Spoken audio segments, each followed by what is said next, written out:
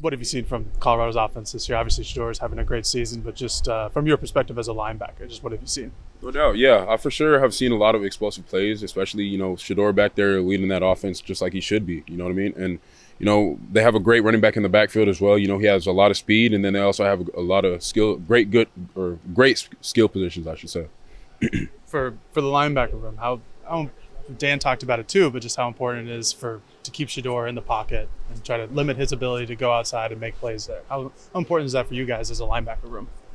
Yeah, I think it just goes down to, being sound with our job. It starts with the D line, just keeping him caged, just keeping him back there so we can sit back there and then have him sit back there and we can actually run the whole defense correctly, because when the quarterback's rolling out, it's a lot of changing routes, receivers are finding ways to get open and stuff like that. So, yeah. As a linebacking group, how do you guys feel like you've grown through the first 3 weeks of the season?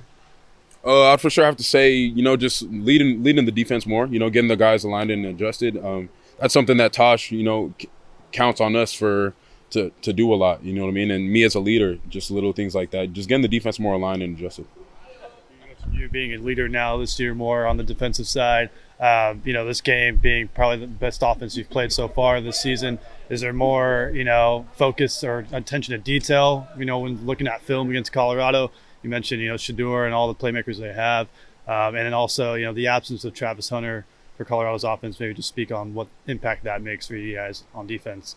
Yeah, I think it makes a huge impact for sure. Travis being the most explosive players that he is, you know what I mean? And yeah, it's sad to see him go down because, I was looking forward to the challenge and playing him. But yeah, I think it's just, stopping the other guys that they do have as well, like the running back, like I mentioned, and then also some of the other receivers like 5 as well. So, Jeff, what's the challenge of like a quarterback with escapability and to extend plays as Shador does? I mean, you guys have faced a couple of quarterbacks like that over the years, Delore a little bit, Cam Ward at Washington State a little bit. Shador probably has the strongest arm compared to any of those guys. So just what is it about him and that escapability that presents a challenge?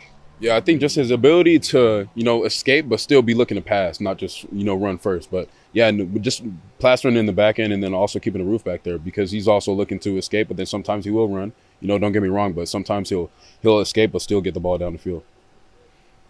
You've seen from your guys' defensive line. Had a good day at the office against Hawaii. Came up with big moments against Tech. Just what have you seen from your guys on the defensive front? Just constant improvement. Yeah, just constant improvement. I mean, the guys all in the room all love each other and they all come to work every day ready to go. And I think, honestly, like those guys in that room could be even more great. And I think they see that, you know what I mean? So it's just constant week through week, just constant improvement, just constant fundamentals, staying in the gaps, staying in the right gaps and, striking blocks up front. Of your on the team, who's impressed you the most throughout the first 3 weeks? Who's impressed me the most? Taki Tamani for sure. Yeah. Does it mean more that Dion is the opposing head coach, so you get to play in front of one of the best NFL, secondary members of all time? Does that mean a little bit more, or is it just business as usual for you guys? I mean, it's just business as usual.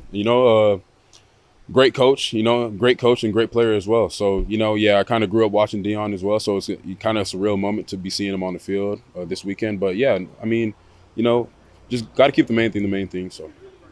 The story of the season so far has mainly been, Colorado and all the hype behind them with Coach Prime going over there and all the recruits, and for the younger guys on the team, how, and you being a leader, Coach Dan Lanning talked about, not letting the moment get too big, all the hype around Colorado. Have you been trying to talk about that with your squad on defense, not trying to let them, make the moment too bigger than it is, just kind of keep it as a normal game? Or what's the approach been to that kind of mental side?